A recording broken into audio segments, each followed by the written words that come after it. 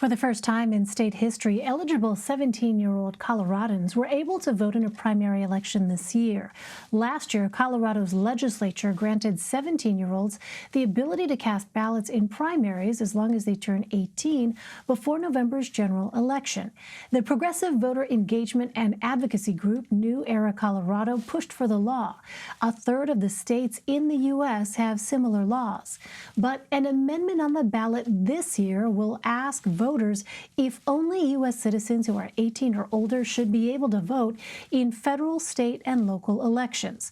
The measure could prohibit 17-year-olds from voting in primary elections.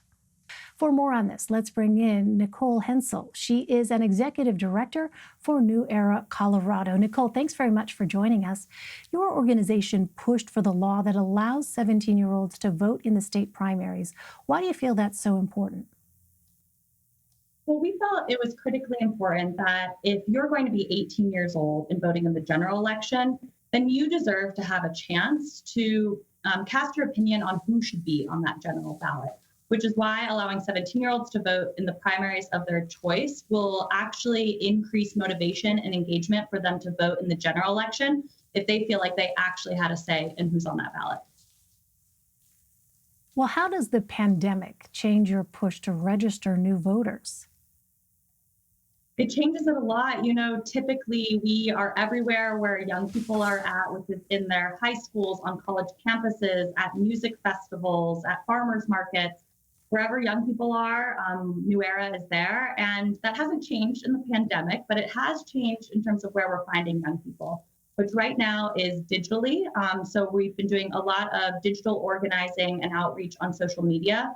But we're also partnering with professors and high school teachers to do virtual voter registration drives because we're very lucky to have online voter registration here in Colorado. And so we've been leveraging our online voter registration tool to continue to meet young people where they're at.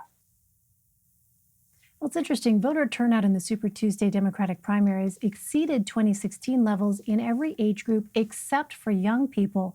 The percentage of voters who were 17 to 29 years old was lower than in 2016. Do you think 2020 will be different, and why?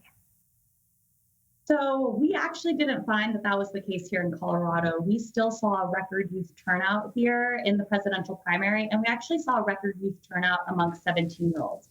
So 17-year-olds who were eligible to vote in the presidential primary turned out at 44%.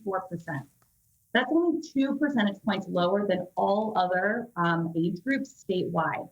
So we found that young Coloradans, especially 17-year-olds, were ready to go and they were ready to vote in the presidential primary, and we don't see that slowing down for the general election. Interesting. Well, what are you hearing from the younger voters and potential voters about the issues that are most important to them? The big thing to know about young people is that they are driven by issues, not political parties or candidates. And if you want to speak to young people, you have to speak to the issues that matter to them. Our national affiliate network, the Alliance for Youth Action, has been doing a monthly polling series, and they found that the number one issue that young people care about in 2020 is systemic racism. And they care about systemic racism as that intersects with a lot of other policy areas, right? So young people definitely care about climate change, but if you take a systemic racism lens on that, they care about environmental justice. And young people also care about student debt and healthcare, but they do so with an explicit justice lens. And so when we're talking to young people in the field, we really focus on the issues that are on their ballots, whether that's through local ballot measures or local races, and we connect very clearly the power of their vote to the issues that they care the most about.